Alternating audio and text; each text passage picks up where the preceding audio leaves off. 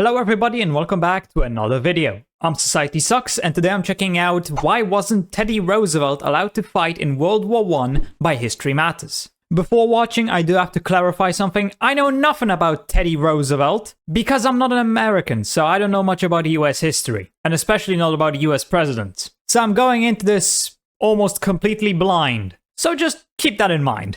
There have been countless times in human history where the funnier or frankly much better path hasn't been taken, and one such time when human history continued its streak of disappointing everyone occurred in 1917, when former President Theodore Roosevelt was given permission to raise a small American volunteer force to go to France to fight against Germany on the Western Front in World War I. Now Roosevelt wanted to fight, his men wanted to fight, his French hosts-to-be wanted him to fight, and the US government had just passed a law that near explicitly allowed specifically him to fight. But, as you'll undoubtedly know, Roosevelt never went to war.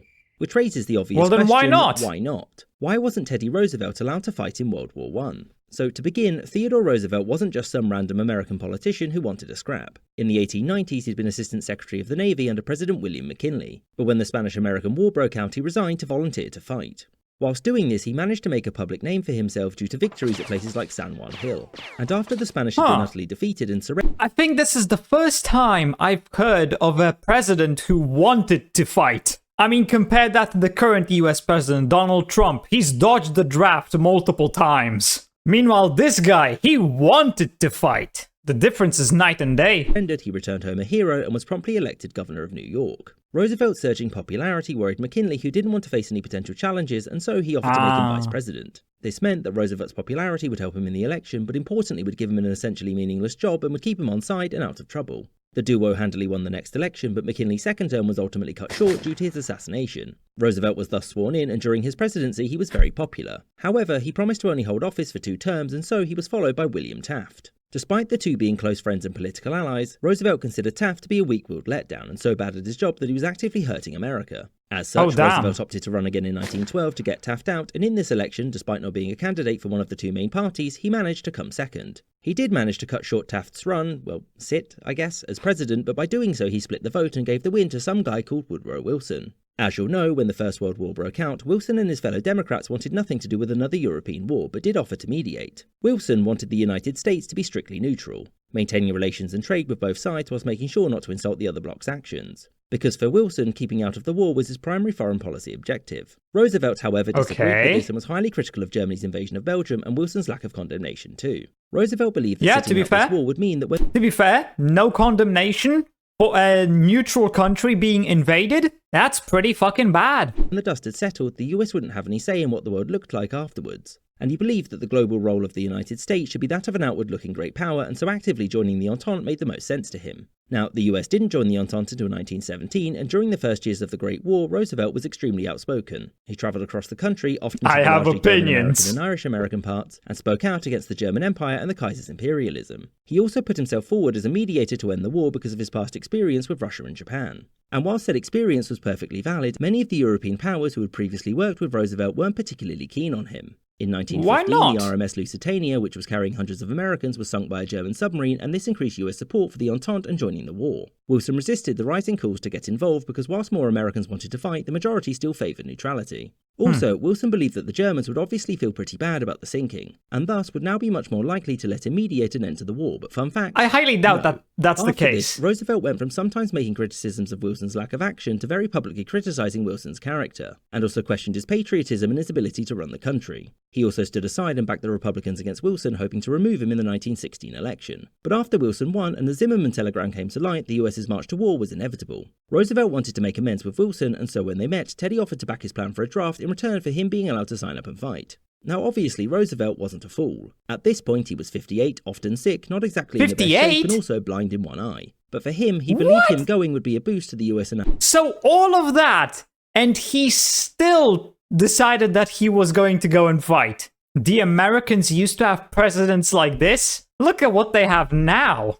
God, fall from grace. Morale. and would, now to be a bit of a downer, give him the opportunity to die in glorious battle instead of succumbing to the numerous diseases he had caught on his previous trip to South America. Roosevelt's request to be the first former president to get machine gunned was met with heavy skepticism, both in the military and the political halls of power, but that wasn't going to stop Theodore from getting his commission. Knowing that the executive was on the fence, he went straight to the legislative. He and his allies gained the support of influential Senator Warren G. Harding, who helped convince his fellow Republicans to support the Selective Service Act, a bill which allowed the government to raise a volunteer force of about 70,000 men, who would go to France alongside the regular army as a vanguard to support the Entente before the rest of the much larger conscripted force could arrive. And this was passed in May 1917, shortly after the US had declared war. Now, the act made no mention of Roosevelt whatsoever, but everyone in Congress knew that the men raised were to be led by him to the front lines. And once it was law, Roosevelt and his chosen officers were extremely quick in getting volunteers and making preparations for training. We're not yet, shooting the British this went. time. So why not? Well, there are numerous good and not so good reasons. The first reason was that no one really knew where Roosevelt, who left the army as a colonel, would sit in the military hierarchy. Yes, he obviously didn't outrank the generals around him, but it would be awkward for them to give an order to a former commander-in-chief, especially a man who was prone to doing what he wanted anyway. And after that, what would they exactly do? Court-martial one of the most popular men in America? That obviously can never happen because it would be that's not going to go down well. And morale is also the second reason. Wilson's government knew that Roosevelt's presence would have been a boon to the American mood, and also their allies, with many French military leaders stating that Roosevelt's fame in France and Britain would be a massive boon to their spirits.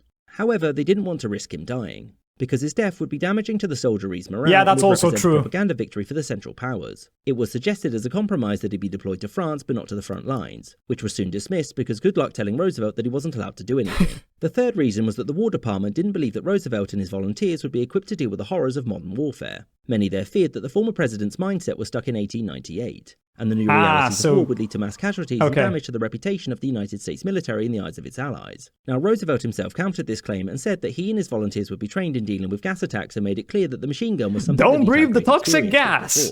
The military were also concerned with his physical fitness and believed that sending a withered, sickly old former president to cough himself to death in a French trench didn't serve much of a military purpose. And the fourth and last reason was the main one: President Wilson didn't trust him. Wilson had only just squeaked a victory in 1916 and he was considering running for a third term. And if Roosevelt was deployed, it would only serve to damage these ambitions. If he died, Wilson would be the careless idiot that sent a beloved ex-president to die in a muddy field when he could have been at home. Or if Roosevelt did something incredible, he'd undoubtedly return home a greater hero than he'd left. Meaning that the Democrats and Wilson's ambitions would be toast, because he wouldn't be able to compete with that Republican ticket no matter what he did. Wilson was also worried about the perception of the army being divided, between Roosevelt's brave volunteers and the conscripts who were forced to be there, and that division affecting cohesion. And beyond this, whilst Wilson I can see that. From a personal standpoint, that doesn't mean that he'd really forgiven him for the numerous attacks during the lead up to the war. Wilson and his advisors knew that this was something that Roosevelt desperately wanted, and they, feeling spiteful, weren't exactly going to give that to a political opponent. And ultimately, the decision came down to the president, because the act that allowed for the raising of the volunteer divisions was down to his discretion as commander-in-chief. And when Wilson said no, this decision was final, and the now very embittered Roosevelt sought to undermine Wilson for the rest of the war. He criticised the president's conduct and claimed that the US's slow start to the war was his fault, and that Wilson's plans for peace were far too weak, and that peace could only ever be achieved if Germany was broken up.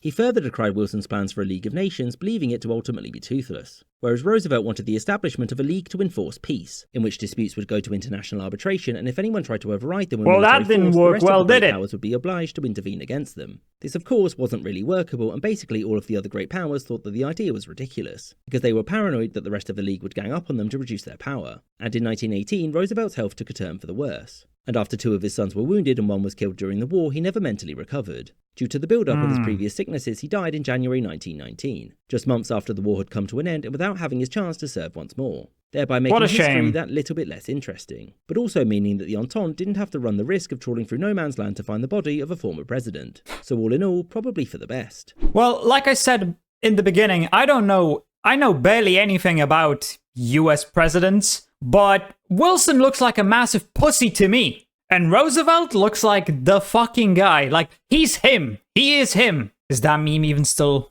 used today? Probably not. Okay, so he didn't actually go fight in World War I, but he wanted to. It's the thought that counts. He was not a coward. He wanted to go out like a man. I mean, I respect it.